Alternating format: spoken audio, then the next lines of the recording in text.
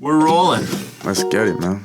There's some headphones if you want. You don't really need them. If you want to hear yourself. Go for the aesthetic. I like hearing my own voice too. Well, thanks for bringing all these awesome CDs and vinyls. You're killing it, obviously. Thank you for having me, man. Yeah, this is basically, it's called the State of My Art podcast. And it's still kind of, this is the second episode, so I really don't even know exactly what I'm doing. You're going to blow up. That's what you're doing, bro. You're going to blow up. I'm basically just winging it in every sense of the meaning. But basically, I want this to be like a platform for artists to let people know what they're doing and tell their story and how they got into what they're doing, and maybe inspire some other new artists or old artists to keep on going or try a different angle or it's all about the inspiration, man. You're inspiring the people. That's how you do damage, man. I think it's all about that's a beautiful thing about what we do with the music. Is like I love to make music, but I love to meet new people. Like I love to see how the music has an effect on people. You know, music brings people together. So that's like it inspires people, it gets people through tough times. So man, good luck with everything, and I'm happy to be here, bro. I wish you nothing but success, man. Look how you're already doing it, bro. Bigger things is coming, man, for sure. Well, yeah, I'm trying to make it something that people can watch and people can share, and it lives on as, I don't know, something that was sort of like a figure it out as you go thing, because that's what it's all about. And if you have a plan and you get too much into your plan, sometimes that could set you off the rails because you're like, shit, I had this vision and it didn't work out. Yeah. So I know a lot of people say like you need a 5-year plan and stuff, and I'm sure that would be really helpful in most cases. But the times that I've tried that, I just get really like unmotivated after like 6 months, where I'm like, shit, this is like nowhere near what I envisioned. But anyway, man, winging it. If you have the ability to wing it, that's like one of the best abilities you can have. Yeah. You can have somebody that's 5-year plan, and you can have somebody who's winging it, and boom, now the person who's winging it blows up in a year, and now the guy who's on his 5-year plan is still following year by year by year, step by step. You know, so there's a benefit to having a plan. But there's also a big benefit if you're able to wing it and pull it off and just be natural charisma, natural flair. I mean, bro, you look like a superstar, you know? All you have to do is walk into the room. Everyone's like, oh, shit. So you got the ability to literally, if you can mix the 5-year plan with the ability to wing it, that's the formula for success. I agree, yeah. Well, let's talk about you. So, you just had Dirty Dishes come out. Yes, sir. When did this come out? A couple months ago? Yeah, I don't even know the exact release date. I think it was like March, something like that. Yeah. Produced by my man Finn. He did the artwork. He actually took the photo and everything. So those are like some real commission. That's like not no image off of Google or nothing like that. We own the rights. We try to take it like classic, like 70s, you know, like that. Yeah. A lot of album covers like that. So we just tried to give him that feel. That's awesome, man. Now Finn plays a lot of piano on your new stuff too, right? He kind of does. I put like an intro, like, oh, my man Finn on the piano, and now people think he plays the piano, but he be sampling. Okay. He be sampling. It sounds dope. It sounds dope, man. I was actually in the studio with him yesterday. Oh, yeah. We're just working on the follow-up for this. I got some more projects dropping. My man Family Gang Black, he's got a dope project dropping June 26th called Ventilation. And then after that, my project's dropping called Bite the Bullet. This is a merch right here. Oh, if it didn't take forever for these to ship right now, then I would have brought you some, but I had to wait 2 months for this. And this is just like the prototype. So, you know, Bite the Bullet merch coming soon, project dropping soon. But yeah, this right here, I love this project. It's been doing really well. It's kind of like a different project than my other projects. I say like maybe my other stuff could be a little bit more darker. Okay. And this has got like more soul samples, and it's like summertime music, like springtime, summertime music. Sweet. Yeah, I love your stuff, man. I don't know if you would consider it like underground, old school. Okay. Yeah. That's what I'm into. I'm not about the whole like mumble rap scene right now. No doubt. But what you do is what is the hip hop, is the rap that I enjoy. That's dope, man. So I'm not surprised that, you're blowing up in Europe, and it sucks that this COVID thing kind of stopped. Man, I was stopped finally the momentum a little bit, but you'll pick it back up. Yes, sir. We'll pick it back up. I was finally supposed to get over there in May, I believe. Yeah, May 9th. I was supposed to be in Manchester, and then I had a show May 10th in London, opening up for this artist named Starface, which is Inspector Deck, and this producer from Boston, I forget his name, 7L, I think. And yeah, that fell through because of the COVID. But yeah, man, we're gonna get back out there, man. I'm gonna get out there for the first time this year, hopefully. Oh yeah, dude, it's a whole different world over there. The fans, man, they got like a whole different passion because I guess they're just seeing what's going on over here. And I mean, there's some very talented artists from Europe too, and especially some beat makers and producers. Some of the best in the world are from Europe, but they don't really have. I mean, they're watching what's happening in North America, and there's like that New York sound, East Coast sound, there's a West Coast sound. They kind of really don't have that in Europe that I'm aware of. So I know that when we put our projects out, they're hungry to get it, because they don't really have that much of it over there. Same with all the rappers. Like, those guys over there are still on, like, old Eminem and stuff like that. They're almost, like, 10 years behind just on what they're able to get. I guess now with the internet, you're able to get you have access to everything. But you can tell they still have that old school mentality where they appreciate the drops because it's from across the pond. Right. So I feel like they appreciate it a little bit more. And when that comes to vinyl, like, the guys in Europe, they're buying. If I drop a black vinyl and a colored vinyl, like a specialty vinyl, they're buying both. So the vinyl game is big over there, and in Japan, bro. The vinyl game is huge in Japan. Yeah. And what we found out is they're like real audio vinyl connoisseurs in Japan, so they don't even like the specialty color vinyl because they think the audio on the original black is better, which I guess it is. I don't really know, but it is better. So all the distributors and stuff we deal with out there, they don't want none of the colored vinyl. They only want the black vinyl because they're going for the sound. So that's just some things you be learning. Things I be learning over the days and over the months. But yeah, out of the country, I mean, like, other continents, I feel like they just eat it up, man. They're passionate about it because they can't just reach out their hands and touch it. They gotta wait for 2 weeks for it to be shipped and everything. So when they get it, yeah, man. Shout out to Europe. Shout out to all the other countries, man, outside of North America that's supporting us, man. It means a lot. So are you still on that label in Europe that was doing the vinyl deal for a while for you? So I was actually, this one right here is Tough Calm. So they're from Italy. Right on. And they're great, man. I have nothing but good things to say about them. They were the first one to ever give me a vinyl deal for a project I had called Remo Gaggi. That was maybe like 3 years ago. So they really believed in me when nobody else was giving me a shot. And probably if it wasn't for them, I would have never got into vinyl. I didn't even know. Like, I didn't even know that you could sell vinyl. Yeah. So they opened my eyes to the whole market. Right. And I worked with them for a couple projects. They would put out my vinyl. And then we just were like, man, we got to take it to the next level and start doing it ourselves. So all the new like the Moonshine Mix 2, me and my man Future Wave, we did that ourselves. So Dirty Dishes, we did that ourselves. Cassettes, the CDs we've always been doing ourselves. Right. And that's all through Precision as well. So shout out my man Tristan at Precision, man. He always takes care of us, and they always have like A-grade quality. We never have like anything wrong with the finished product or nothing like that. Precision in Oakville. Precision Pressing in Oakville, man. And if you're interested, get in contact with Tristan. He's a great dude, man. Gets everything handled properly. Oh yeah. See, that's another thing this is for. Is I know a lot of people who are like, man, I don't even know where to start to get CDs made. Right. And people are asking me all the time, and I'm like, well, I went to Silver Birch, and then I started going to these guys, CD duplication, and but yeah, now I'm like, I've been out of the duplication game for a few years, kind of rebranding, and it's always changing. It's always changing, man. And there's always new factories going up and closing down. Before we got a hold of Precision, the main vinyl factory was in like Czech Republic.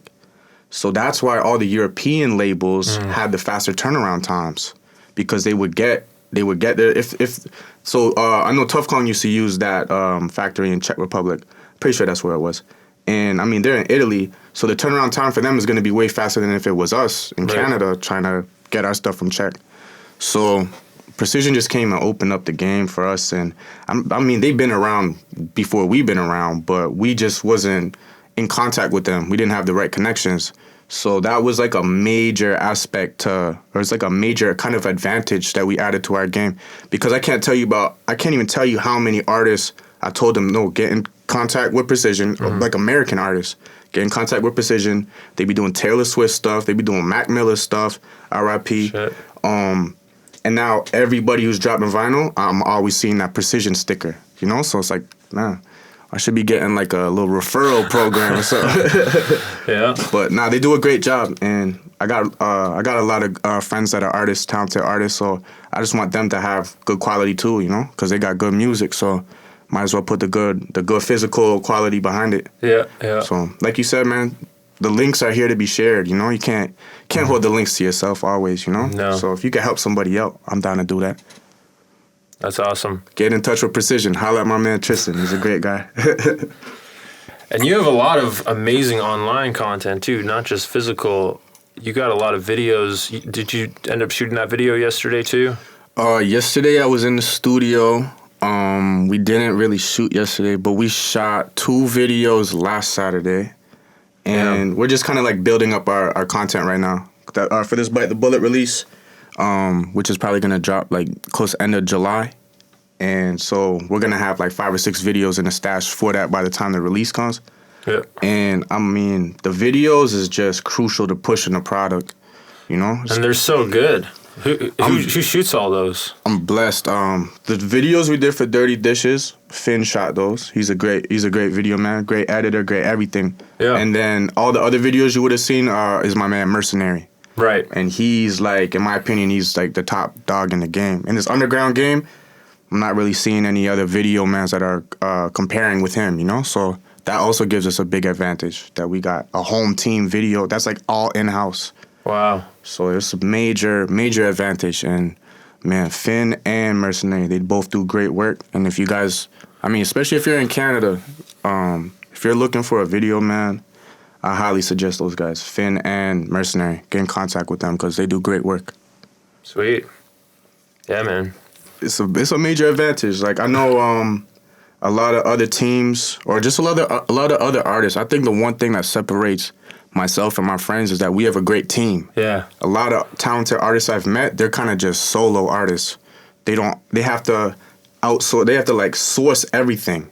They have to pay for the videos. They have to go pay for studio time. They don't have the good vinyl connects. Like, that's the one thing about our team. And we're like Team Canada, you know? Like, when we go to New York and stuff, we're pulling up deep, and we're like, they look at us like Team Canada, you know? So we put a strong team together, and that's like a major thing that will make the process more efficient. It'll happen, especially if you have a good organic team, you know, and when stuff just happens organically, when everyone's bringing good ideas together, you know, and everybody we hold each other accountable, you know? That's a major advantage. So.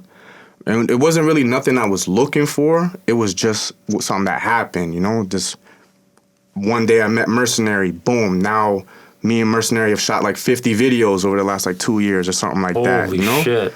So it's just like, man, just being networking, you know how important networking is.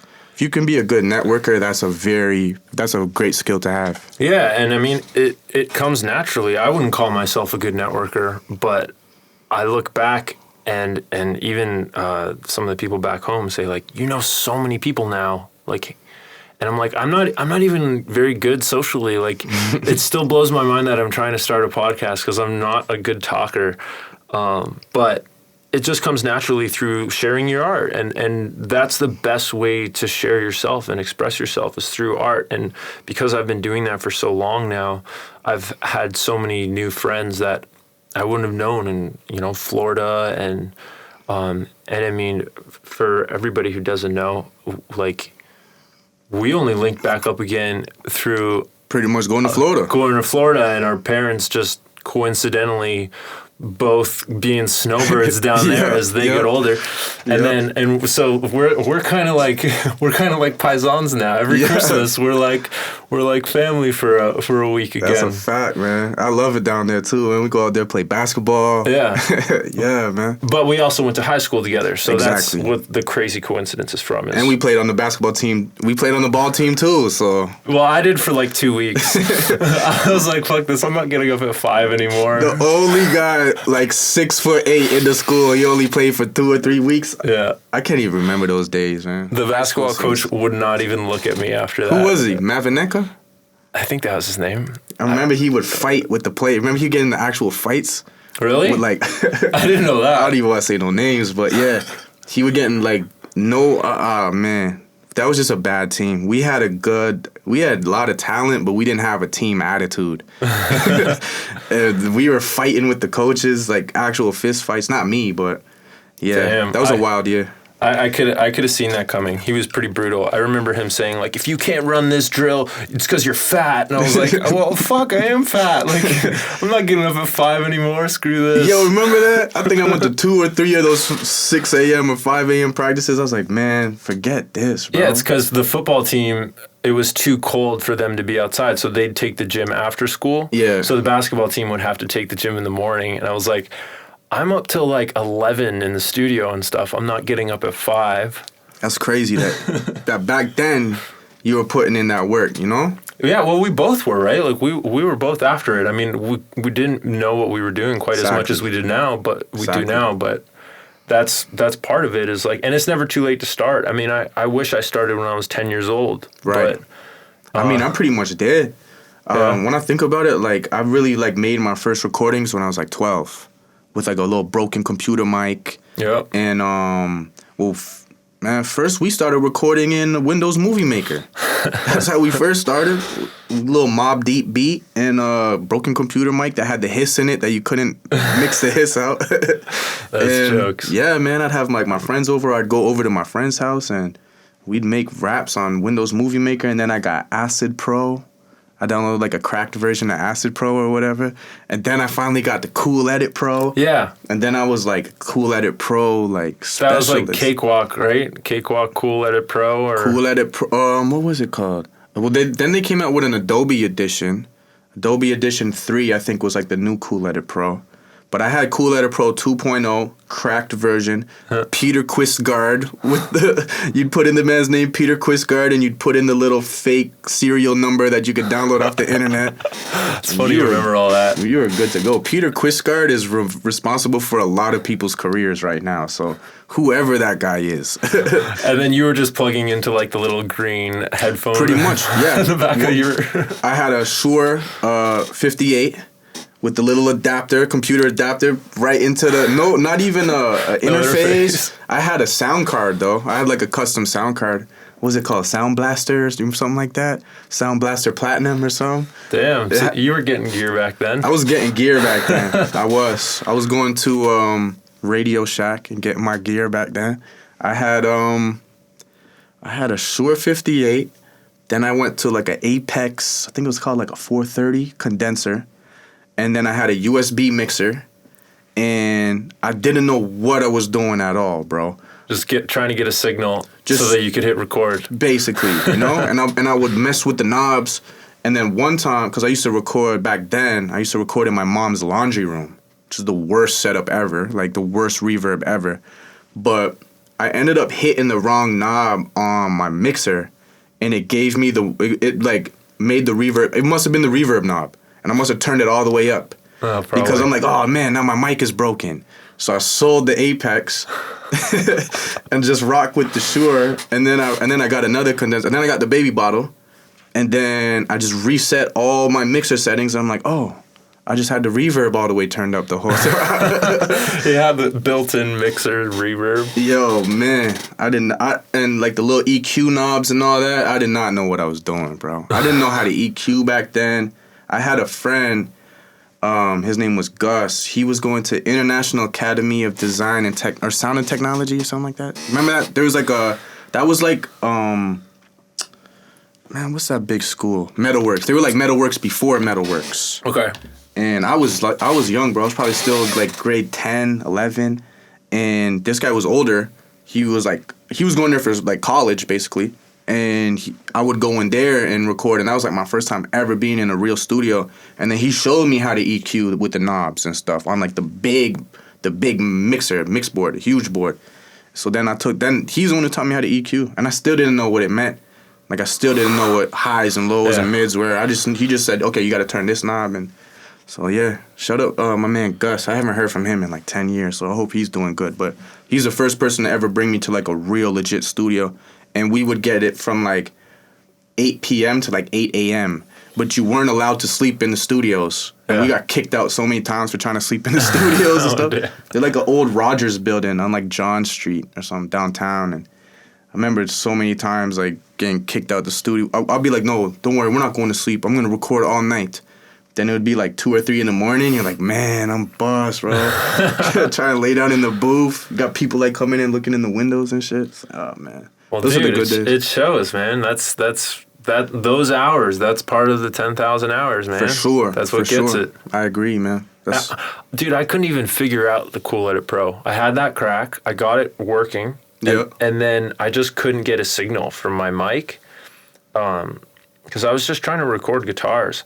And then I've had this thing since I was like 9 or 10 years old. Holy. And you record on these floppy disks.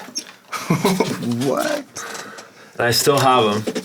That's crazy. What is that exactly? So it's like a keyboard? Yeah, this is it's called a Theclavinova. It's way ahead of its time.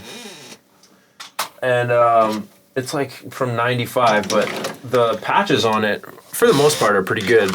Some of them are, like the guitars and stuff, are really like janky 80s sounds, but you can multi-track on it. So you can record like 16 different tracks and then just cue different instruments and like multi-track over it. So that's how I got started with like the whole multi-tracking thing, which is funny that it like came full circle.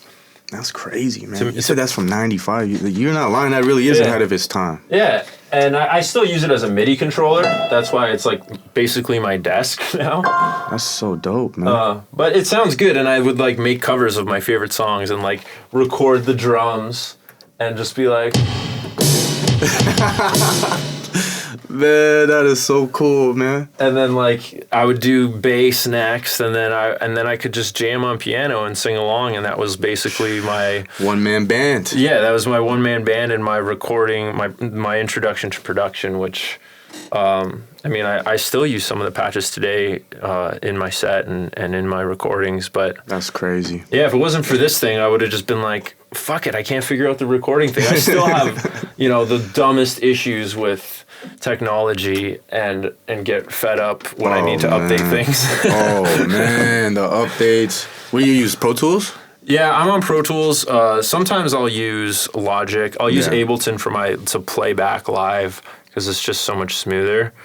Oh, really? Yeah. So, like, when you're doing your live shows, you're playing your sets through Ableton? Yeah, so I'll stem out my recordings, or I'll re-record the drums, like things that are quick, because sometimes I'll bump up the tempo a few BPM because it's live. Right. And I'm, like, videoing myself recording, and, like, I now play the drums, whereas on the album I didn't. That's so crazy, man. So I'll use Pro Tools for all of that stuff, and then I'll have someone else mix it because I'm still pretty useless at mixing. I mean, mixing is, man, I do a lot of my own mixing, but like my friends Finn or Future Wave, those guys are just like miles ahead of me, So, dude, it sounds legit. Those guys do a great job, man. Great job. But I mean, this project right here, I did this whole project on Cool Edit Pro. This is That's my first official project. Shout out to Crate Division, my man Vic Grimes, Giallo Point, and Fiber Optics on the production. So did you end up having them mix it? Did you track it? I did all the mixing, everything. That was, man, 2014, 2015, like January 2015, December 2014, like that time. And I did it on the baby bottle, and that same USB mixer that I had since I was like in grade 9. Just worked out the kinks. Man. Turned the reverb all the way down, and that was good. Speaking of kinks, I have 4 minutes till I have to restart the camera. So I'm in this pickle right now where I have these two Sony cameras, the A7 II and the A7 III. So the A7 II is the cheaper, older one, and there's an app that you can get for it that allows you to record past 29 minutes. Mm-hmm. So Sony comes with a 29-minute limit of video recording time. So I put the app on there and it's no problem, but the problem with that camera is the battery dies in 30 minutes anyway. Oh man, so you're boxed in no matter what. So it's Murphy's Law. And then this one, you can plug into a wall and have it record all day, but you can't get the app to have it extend past 29 minutes. Oh, that's annoying. So I set a timer for 29 minutes to go restart the camera. Organized. But those are great cameras though. Those yeah. I'm not sure if it's the A7 II or the A7 III, but that's what Mercenary uses. Probably the A7 III. It's been holding up for like 2-3 years as the best bang for the buck. And great in low light settings, right? Yeah. That's what because that was one of the major things I noticed about his work is that when I would try and shoot stuff in the nighttime, it would be grainy and it would look terrible. You know, and his would just be buttery. As long as the lighting was good, it'd be buttery smooth. So I love that camera. Makes me and everybody look good. So shout out to the Sony, man. Sony's killing the game with the cameras. Yeah, I needed one with good low light because a lot of like the shows I shoot, I'm like, well, it's going to be dark. Like, there's nothing you can do about it. Exactly. And that camera kills it. This one's not good under low light. That's why I have these lights set up. But man, you got a great setup, bro. I'm proud of you, man. Man. This is how you get to where you want to go, man. You take yourself serious and you invest in yourself. That's the number one thing is investing in yourself. If you got that dream, like, you got to work hard, you got to save your money, and you got to invest it into yourself. Whether it's traveling, like, bro, you got the van outside. Like, you're a major inspiration to me. Before I was kind of bubbling, you were already killing it, doing shows everywhere, driving yourself and your equipment across the border. Yeah. Like, that was major inspiration for me, bro, because it made me say, you know what? I'm not taking this as serious as Leoti's taking it. You know, like, I don't know anybody taking it that serious. Well, you know that it becomes an addiction. It becomes an obsession. You're like, I want to get to the next level. It's like a game. It is a game. If you can look at it like that, that's what I was always told, that, like, people with substantial wealth don't look at it like, I want to make money. They look at it like they're playing a game, and that's the victory. The money is the victory, but they're not looking at the money. They're looking at playing the game. Yeah. So if you can look at it, if you can look at anything, whatever you're passionate about in life, if you can look at it as a game, and you can kind of, in that sense, you know, you can kind of map it out better. And sometimes you can't take yourself too serious, you know? Yeah. So I think what you just said there is perfect, man. You got to look at it like you got to play the game, bro. You got to play the game, man. Well, this band I joined in San Diego, Mainsail, that's what I told them when we were on tour is like, imagine there was a video game of being a touring artist and like Tony Hawk Underground or something. That'd where it's be like, so dope. All right, you got to select, you know, what you want your character to look like, your genre of music. Yep. And then you got to work from the underground. You got to start booking shows in your local area. You got to deal with all the bullshit, all the sound guys. And that's one thing. I feel like you probably have more issues with sound guys because I feel like at a rap show, there's not as much equipment or instruments and stuff like that. Well, I never really had an issue with a sound guy before. Well, I hear a lot of issues from rappers saying, like, I can never get my backing tracks loud enough. And that's where I can relate now, is like, I used to have issues with, like, you can't hear the vocal enough because I would have a live drummer behind me and the cymbals would bleed into the mic, and all bands have that issue. And now that I'm like a one-man show, basically playing to a backtrack and a video. Oh, that's my timer. But yeah, now I have this system where like everything is self-contained, so everything is going into the interface. My guitar is going through an interface, and then it's automated and mixed with effects, so that the sound guy isn't freaking out when like the solo happens and it's way louder. Yeah. So there's little tricks like that I've learned over the years, and now that I'm like one man and really self-contained, the sound guys are like, dude, all I had to do was put the levels flat and it sounded great to me. Like, good job. Yep. So I get a lot of compliments on that, and I have this stage plot input list now that I hand to sound guys that's kind of like a little bit of a joke too. It's like like I have Drake on there saying like the 6 because I hand them 6 cables and I'm from Toronto, and they're like, oh, funny little touches on there. Clever, man. Yeah, I've had guys be like, can I keep this? And I'm like, yeah, sure. And they'll also make suggestions like maybe instead of saying, minus 12 dB on the monitors, say like just 20% on the monitors for the backtracks. And like I have everything dialed in for how I want the monitors so that if we only have 1 minute to sound check, they at least know, okay, this is what he is going for. Yeah. And then I rarely even need to say like, yo, back down on the mic through the monitors or anything like that. Because you're giving him the playbook already, pretty much. That's organized. Exactly. That's being organized, bro. Yeah, that's what leads me back to the video game. It's like, man, if you can have this game where like it's actually fun for people to be like, oh, I not only. So the joke is the Guitar Hero part where you're playing like the. I was just about to say, if you could add that element, that'd be so cool. That's like 2% of it, because really, how much are we performing? Exactly, right. Maybe 2%. The other 98%, we're booking. We're like We're driving down the road to the venue. We're unloading our gear. Yep. We're online trying to get people to come out to our shows. Promotion, all that. Yeah, man. That's such a good fact, man. That's a good point. It's like, and like, do you get nervous before shows? It depends. Sometimes I will I get nervous about different things now. I'll get nervous that like there's going to be a technology fuck up. Like my batteries are going to short out or something. Okay. Yeah. Of course, there's 600 people here tonight. My batteries are going to fuck up or something. Right. Yeah. And then when there's like 10 people, I'm like, I'm pissed at how perfect this show is going to go. Right. I mean, man. Well, like the one show, I've seen you do a couple shows now. And then the one show in Florida, I kind of helped you pack up the gear. Yeah. And it was like, man, you got a lot of stuff, bro. Like, and that's no wonder you got extra stress. You got all this Florida, extra gear. Those what we call it, Gulf Coast Florida shows. I'm lucky if there's 30 people at them. Man, you rock out. And everything goes perfect. Everything goes just fine. Yeah, you rock out, bro. Seeing you on that stage, I mean, thanks, man. I feel like the live game, in my opinion, for my own live game, like I'm still trying to get better, Like I'll watch somebody on stage and be like, damn, like that guy just killed it, Like I gotta up my stage game, Same. Yeah, I do. I'm the same way. When I see a good band, I still haven't seen you perform. I've tried to get out to that Rochester show because I was like, I'm home. He's like 2 hours away.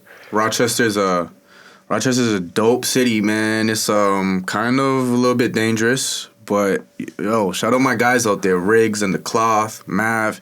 I love it out there. One thing about Rochester, the venue that I performed there a couple of times. They since shut it down. What's it called again? Buddha Pub. You're gonna shut that down? They shut it down, man. Or I don't know if they shut it down or if they just stopped doing rap shows. I'm not sure. But you go to the Buddha that night, if you came, you would have seen more guns inside the Buddha Pub than you would have seen anywhere else, bro. I was using the washroom, and in the bathroom they have like the show poster. So they got like I'm the headliner, so they got my picture on there. And this guy comes up to me, big gun hanging off his waist. He goes, "Yo, you're a rapper?" I'm using the washroom, bro. I'm like, yeah. He's like, "Yo, you're Daniel's son?" I'm like, "Oh man, I'm about to get robbed at my own show right now." This guy's like, "Oh," and I just looked at him, and I was like, I pointed at the gun on his waist. I was like, "Bro, this is the reason I love Rochester. It's different. I never see that anywhere." And he's like, "Oh, this is my legal gun. I'm a fireman, but I got shot on duty by the police because they didn't believe I was a fireman or something." It's like, holy shit. Rochester's crazy. I thought I was gonna get robbed at my own show. But yeah, shout out to the Buddha Pub, man, and shout out to Rochester. That was a dope show. So many talented artists coming from Rochester, just killing the game. It's a great community. It's very local love. And they're open to everyone else, but it's like you won't find like a Taco Bell or a McDonald's there. Like they're like mom and pop places. That's so true. And they love art. They love having a good night. Like they love real connection. They love going out. Yep. And they love helping people out. Like that's how I get my work permit. I don't know if you get a P2 work permit to go down there. Man, I need help with all of that.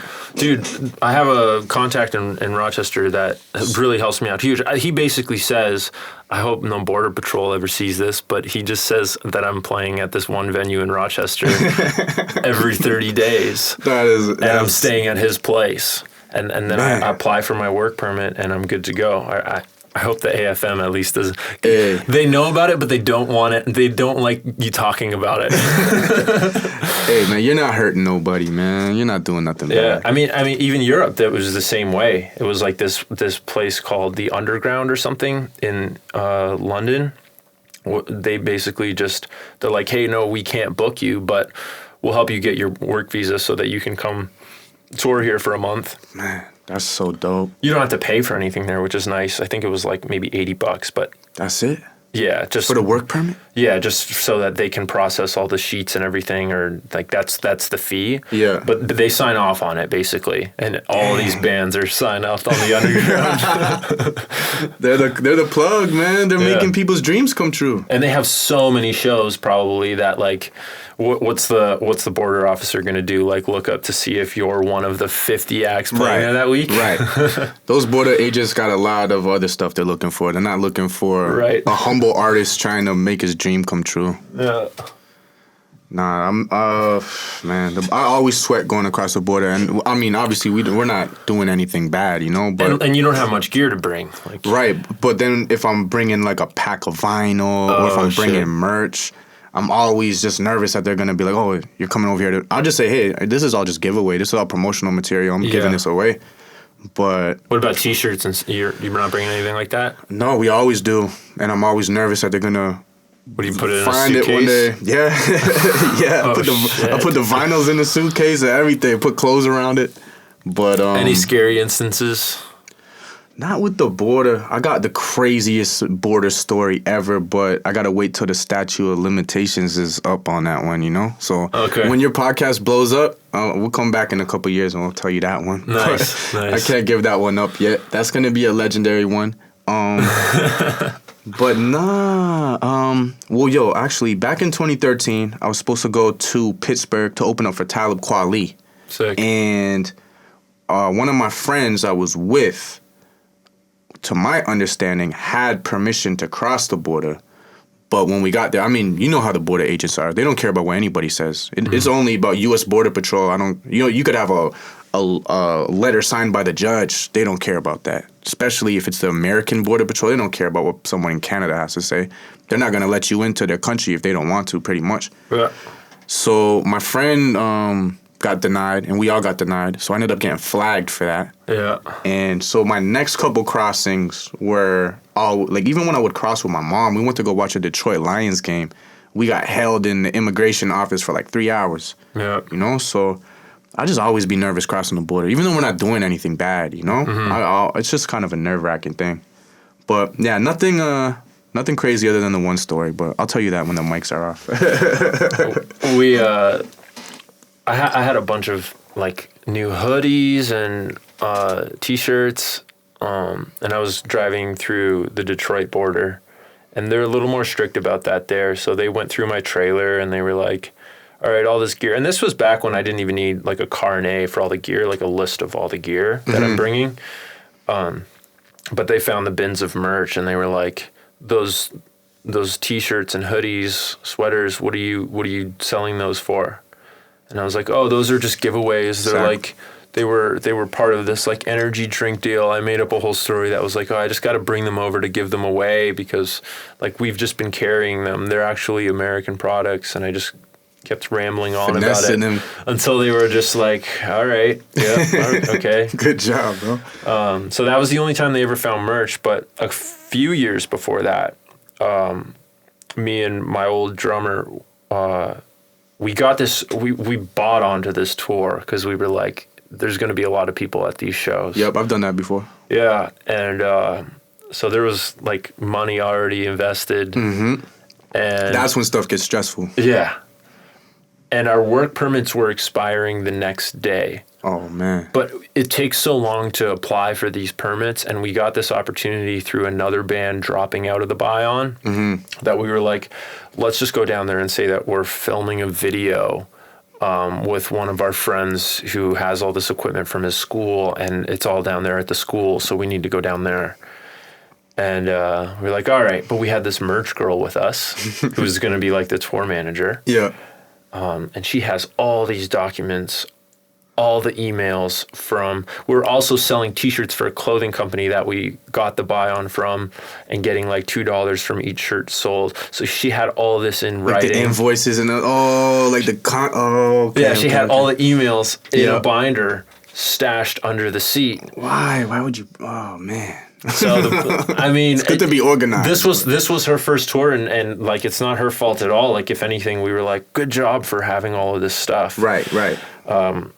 And we were so stoked to play these like 18 shows, and we were going to meet the guy in New York City from the clothing line right before the first show. He was going to take us out to dinner, like he was waiting for us, all excited. Oh, man. And then we get held up at the border for like 5 hours, and this guy finds the book, and he's like a new guy, like he's only been there a few months. So he's got to go by the code. He's bringing down the hammer on us. He's like, you guys are going to be banned for 7 years. He's telling a different story than her. And I'm the only one of us three being like, no, man, you have to believe me. Like, we're just going down because I don't want to lose this $2,000 we bought onto this tour. Yeah. And that was the only time we've ever had like an opportunity to even buy on a tour. And we printed new CDs for it. Like everything was ready to go. And they didn't let you cross? They almost banned us for 7 years. And then the chief came in and he was like, you're going to ruin these kids' lives. Like, they're just trying to go play music. Thank God for that guy. He saved the day, yeah. But he was like, you got to immediately go apply for a work permit. And so then we ended up just, like, playing this show at a college and having them process our work permit. And lesson learned, like, we didn't fuck around with any of that shit ever again. Man. We made sure I got to get that work permit, bro, because I feel like that it's just necessary. Because what do you want to do? Just make money? I mean, I'm not even technically making money when I go to the stage. You know what I'm saying? I'm not getting paid for none of those shows, technically. Yeah, it's barely covering your expenses, if that. I mean, we can go do some damage in a show, but how are we supposed to claim that money without the work permit, you know? Well, yeah, the work permit, like, basically proves that you're a legal alien working. So you can apply for, what's it called, Social Security number or a ITIN number, and then you can claim that money you're making. But I don't think you can do that without the work permit, but that's not even what it's about. It's just about crossing the border. Yeah, like exactly. if you make under $20,000, I think it is, you can just say, well, these were Canadian, they were out of country earnings, and just file them under your Canadian taxes. That's how I've been doing it. Yeah.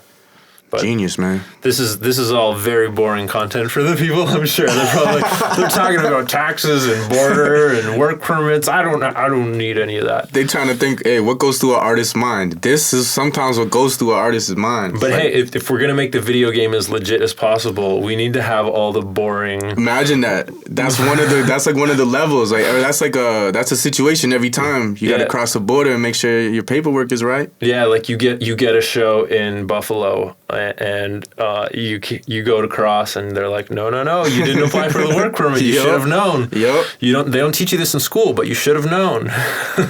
Man, that video game is a great idea. Like you said, if you can incorporate like the Guitar Hero or even like the DJ Hero or whatever, whatever you want. And now they even have it for vocals if you want to just be a singer. Really? And they have an app now too where you have to like sing on pitch and it like grades you. I don't know how it works. They even have Musician now where like you actually have to play a real instrument and get graded by some robot. So they could have it more legit than Rockstar or Guitar Hero. Yeah, Rock for Hero. sure. That'd be so dope, man. That's a good idea. Like a Grand Theft Auto. Yeah. But for like a musician, like trying to make huge map, like the map's as big as Red Dead Redemption. Oh man, you play Red Dead too? I watch people play it. Yeah. Yo, I watched it on YouTube too. I like watch like the hunting videos and stuff. Then it makes me want to go out. I'll play a little bit of Red Dead. Yeah, but the map on that is huge, and you have to ride your horse everywhere, bro. It takes forever to get to spots. Right. So you could even tour in like a band van or like upgrade bandwagon, upgrade to the tour bus. Right. Yeah. Man, we got to talk to you somebody. You get a bank, and your phone is the menu. So you're going through your phone. You can go to Facebook. You can go to your bank and your finances. And That's be like, exactly. Oh shit! I could buy a tour bus, or I could rent one for $1,000 a day. Is that how much they cost? After the gas and everything, yeah. Yeah. It's like $1,000 a day. My friend was telling me that he wants to like buy up a bunch of Sprinter vans and rent them out like for artists and stuff like that. So yeah, that's just expensive. I'm about to say though, that's kind of that's an expensive venture. But man, that video game sounds good though, bro. I'd play that. I would play that. I have no way of making the video game, but I did want this podcast to have the inside joke of the reoccurring video game for all the artists to laugh and be like, "Oh, and you could do this." Nah, we got to make that happen, bro. Even if it's just like an app or something, like a phone game, that would be fun, bro. Remember Pokemon? Like even Pokemon Go. Yeah, but like Band Go. Yeah, bro. Nah, I would play that, man. I have too much spare time sometimes. I'd be looking at my phone and just be doing nothing, bro. I could play that video game until you get to the level where you have to figure out your work permit and your social security number. That's when art imitates life right there, because now I'm in the same situation in my real life as I am in the video game. You have to go wait at the DMV for 2 hours. It's like, man. What am I even playing this game for? Yep. We'll make everything less drastic. Like the drive to the show won't be 8 hours. It'll be like 8 minutes. 8 minutes, yeah. And the wait at the DMV will be 2 minutes. You have to like literally wait for your number to be called and then get up. Then you're good. Man, I've had some scary moments driving, because I'll always be sleeping when we're driving. We'll have like a driver, and man, sometimes driving in New York, bro, those streets are so skinny, man. Yeah, skinny streets. Wait till you go to Europe. Can't wait. But man, yeah, I've had some. I remember one time, I think it was the Lincoln Tunnel. The tunnel was closed. We were going, and when we go to New York, we normally stay in New Jersey, and then we'll just cross over whenever we need to. And man, the tunnel was closed. We had to wait in like tunnel traffic for the tunnel was down to one lane. Oh shit. And we were in traffic for like 3 hours, bro. That was the worst, but man. Yeah, the traffic there is insane, especially if you get caught at a bad time or something happens and man. I always heard LA traffic is the worst, but I've never been out there yet. I've experienced some LA traffic, and it was pretty bad, but at least they have so many lanes, so many roads that things are moving, but they're really slow. Mm. But New York, if you're stuck at a bridge that's closed and you're trying to turn around, you're already on a bridge. Like there's nothing you could do. Nothing. Especially those little toll spots.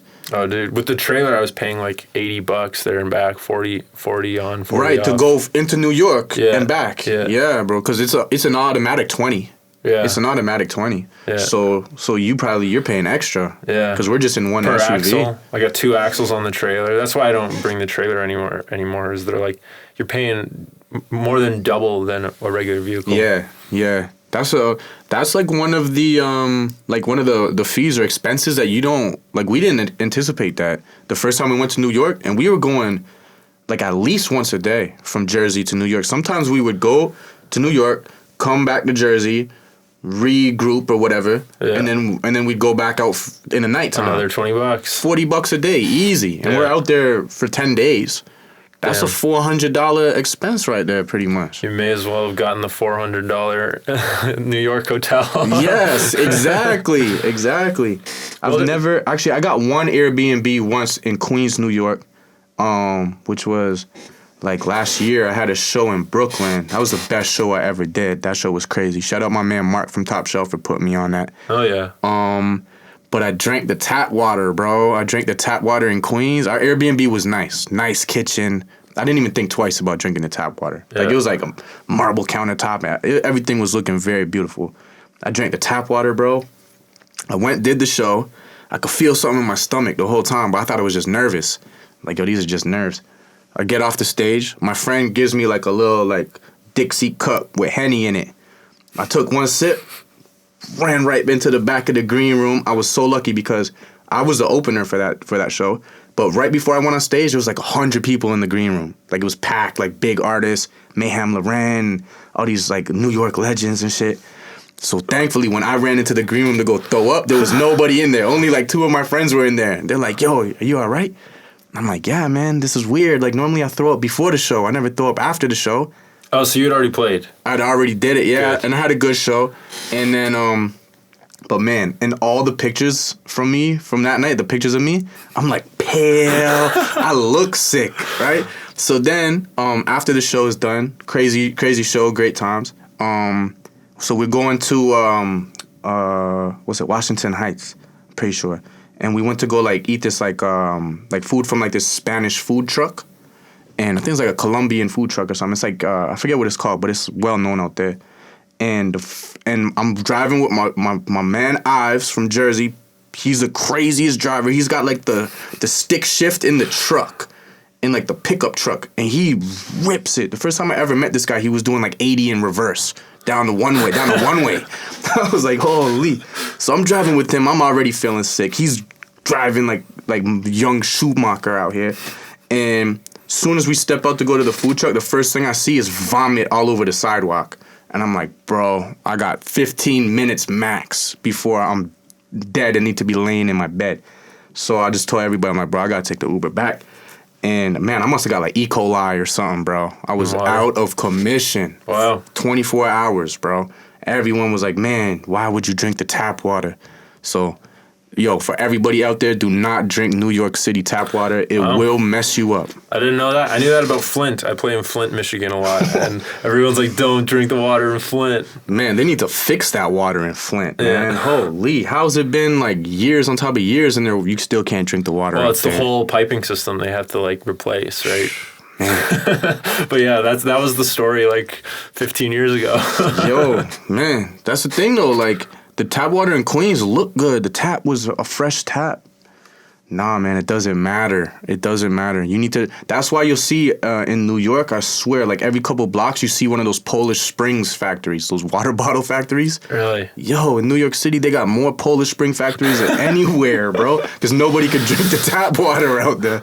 Even the Brita won't fix the tap water out there, bro. I swear. Wow. It'll corrupt the filter, man. That Hudson River, bro. Shit, yeah.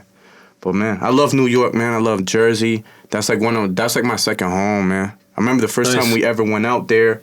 We stayed at like this two-star travel lodge on Tennelle Avenue in Jersey City, New Jersey. Anybody knows about Tennelle?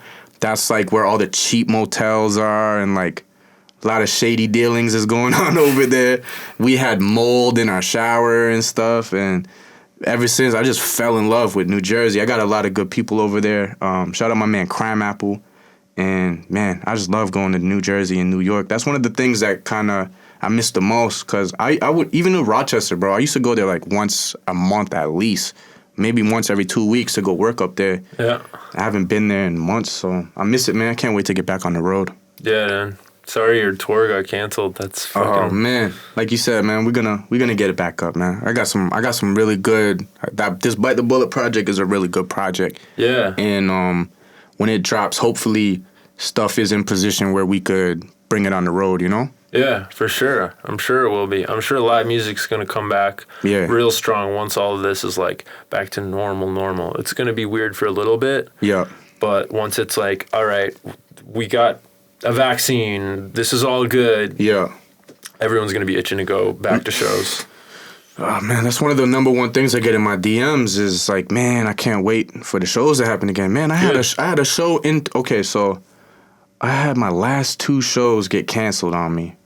The Boston show was like, we were 2 days away from flying out, so that got canceled because of the COVID. Yeah. But man, I had a show in Toronto November 9th, and I didn't even get to go on stage. Someone brought their gun inside and shot at us, bro, and hit the floor right in front of my foot. Yeah, bro. To try to shoot at us, bro. Holy shit! So that's scary. The opener was on stage while it was happening. Actually, no, the second artist, my man Tex, was on stage giving an anti-gun violence speech as the shooting happened, and it was like, the details is kind of crazy. I was on the stage, and then I got a text from this girl saying that she was outside, so I tried to go to the door to let her in. As I come to the door, I see this guy already with his gun out, bullying the security. And they're trying to tell him he can't come in, but he's already got his gun out. I'm like, oh, man. Now I'm in the middle of it, and I'm trying to like, yo, bro, relax. This guy was under the influence of something. He had crazy eyes. He's trying to tell me, like, yo, I'm your biggest fan. I love you guys. You're really not going to let me in? I'm like, bro, like, you got to leave, man. Like, you're going to bring the police. You're going to get this whole thing shut down.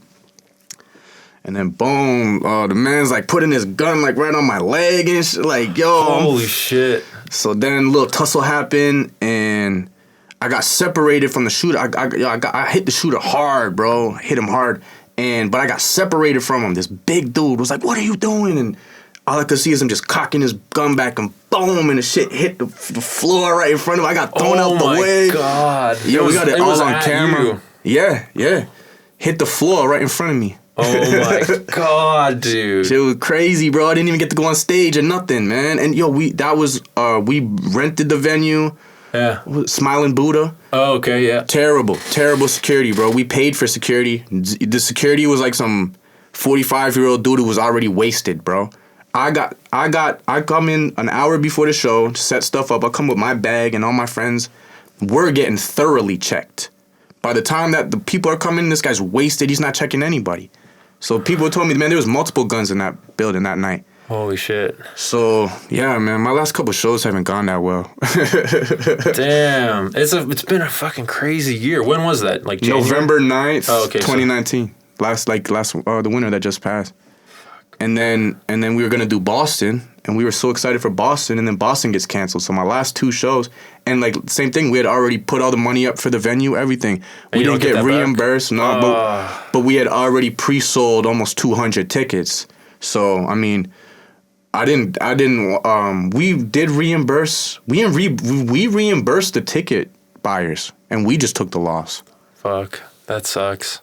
But yeah, they ended up finding, so the guy who shot at us, he left his thumbprint on the shell casing when he was loading it up, I guess. So they caught his ass. They found his thumbprint on the shell casing in the floor.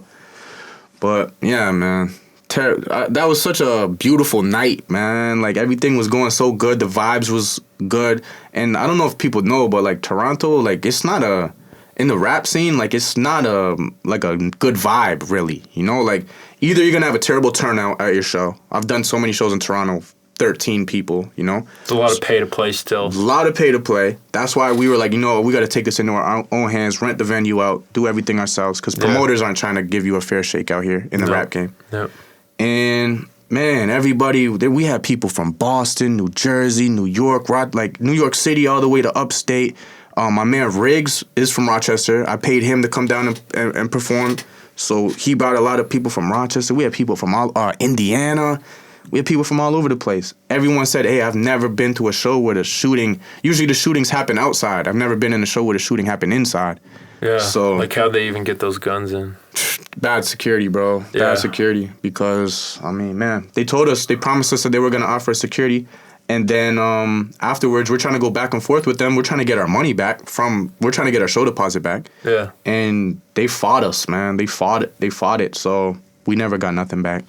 Damn, Smiling Buddha, man, terrible venue. Never gonna do business with those guys ever again. Yeah, I've had a lot of bad experiences with them too. Not just me, but like I was worried about the fans, you know. In that little moment, I wasn't even really thinking about myself. I was like, man, this guy can't be in here and putting the supporters in danger. Nah, can't be like that. So yeah, crazy though, man. The world keeps moving though, and man, we on a positive vibe, man. You know, try to keep it positive always. Yeah, so, that's it, man. But that's a crazy little story. Not a lot of people. I didn't really publicize it too much. I had like a lot of journalists hitting me up. Cops were hitting me up. Really? Yeah, man. I wasn't trying to put it out there like that. But there's videos of it on YouTube and people saying exactly what happened in the comments and stuff. So that's probably why I got approached by the journalists and everything. But Yeah, if you could find a video on. There's video of it on YouTube. That's crazy, man. And my man Tex, man, shout out my man Tex, Falcon Crest. He's given like a beautiful speech about, cause like a lot of Toronto rappers have been dying due to gun violence. You know, there's a gun problem going on in the city right now. Yeah. And so he was giving a good speech, man, about like, yo, put the guns down. Let's all come together, man. Cause there's so much talent out here, bro, and there's just so much talent like within reach of us. So it's like if everybody were to come together. It's over, bro. We could take over. Canada could really take over or do some serious damage in the music game. For sure. They already are, the top dogs, but... Yep. Yeah, man, it's just so ironic that he was giving this nice anti-gun violence speech while the whole thing happened. Yeah. Dude, I'm glad you're okay, and fuck... Thanks for sharing that. That's an insane story, man. Crazy, man. Crazy, man. This rap game is a crazy game, man. I've had some crazy things happen like that on the road, and not like that, but I got attacked by a dog. I got attacked by a pit bull in Rochester during a video shoot. That was on Labor Day Monday. That was the same weekend I got sick from the E. coli or whatever, tap water. And so we go to Rochester on the way back from NYC. We're gonna stop in Rochester, shoot a video with my man Riggs. Crazy artists, Riggs, Mooch, Rob Gates, Mav, The Cloth. Anybody who loves like underground hip hop, go search them up. They're amazing. So we stop there and we're like in this like pretty bad area, a little dangerous area. I mean, a lot of the areas are out there dangerous. Downtown, yeah. And we're like, I think we're on the east side because they're like, oh yeah, today you got your east side learner's permit. We're in this place called Cuba Place, and we're like in front of like this little crack house, and they got these two pit bulls protecting, like tied to the trees, protecting the house. And my video man, Mercenary's like, yo, Daniel, go squat in between the two dogs, and it'll look sick if you're just squatting and they're barking in the back, right? I'm like, yeah, that'll be a good shot. So I go, and I make sure I have good distance. I had more than social distance between myself and the dogs. I had a good amount of space, so I wasn't going to get bit. So I go down into my little squat, perfectly balanced. I look down, and one of the dogs is beside me. And I look, and the leash is just dragging in the ground. I'm like, oh, man, the dog got off. The dog broke the leash. Bro, I'm wrestling with the dog. The dog's jumping up, trying to bite me. I'm getting my hands under him and throwing the dog up in the air. I did like 3 or 4 times. And then my one of my friends, I'm not going to say no name, one of my friends had a big .357 revolver on him. 2 minutes before the whole ordeal breaks out, he goes, man, if any of these dogs get off the leash, I'm shooting it. So now I'm dancing with the dog, trying not to get bit. I'm throwing it in the air. I'm like, man, my man's about to start shooting at the dog. I'm about to get shot in the leg or something. And then, thank God, the lady who owned the house came out and got her dog under control. But yeah, I got, and so no teeth marks. Nah, man, I kind of beat the dog up a little bit. I got the better of the dog. And everyone, it was Labor Day Monday, so it was like a barbecue on the street. I'm the only white dude. We're in the hood. There's like 60 people on the street.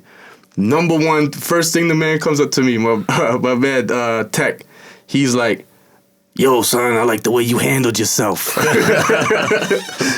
like the way you handled yourself right there. And my man's like, yo, you just got your learner's permit. He's like, you good out here now. You good out here. I like the way you handled yourself. You didn't run. The one thing going through my mind was, I'm going to let this dog bite me before I run and scream, you know? Or have it chase you. It's going to... Yeah. Catch you. It's going to bite you in the back or something. Right. So it's like, and I can't go out like that because... Yeah. So, yeah, man. And I'm so mad that my video man didn't get it on camera. Right on. Yeah, I guess that does it. Here's your Vocally stuff. Oh, man. Yeah, some supplements, some lip balm for you. And that's so dope, man. It's all natural. Mental focus and clarity? Yeah, dude. That stuff's legit. What is it? Basically all the shit that's in blueberries. Really? That makes you, remember shit better and more coherent or whatever.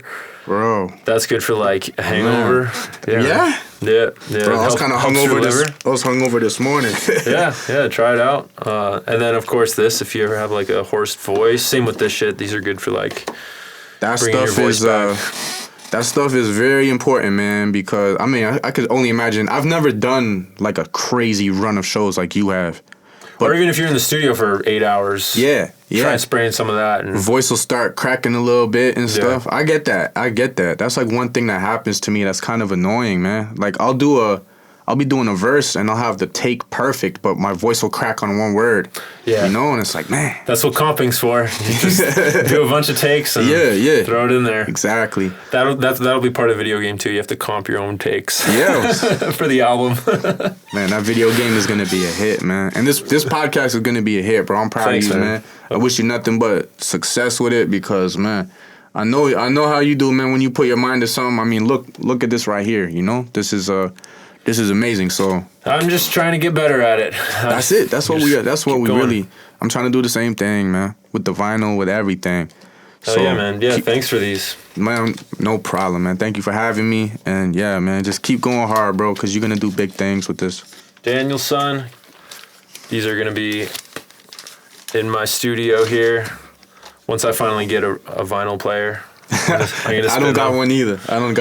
I have to go to the studio to listen to my own vinyl. I subscribe to your YouTube though. That's even more important. Man. Subscribe to this man's YouTube. I think I'm getting close to 1,000 now, man. I looked. I was like 995. I was like, okay, dude, so much good content on there. Thank you, bro. You'll have millions soon. I hope, man. Just keep at it. Thank you, brother. You too, man.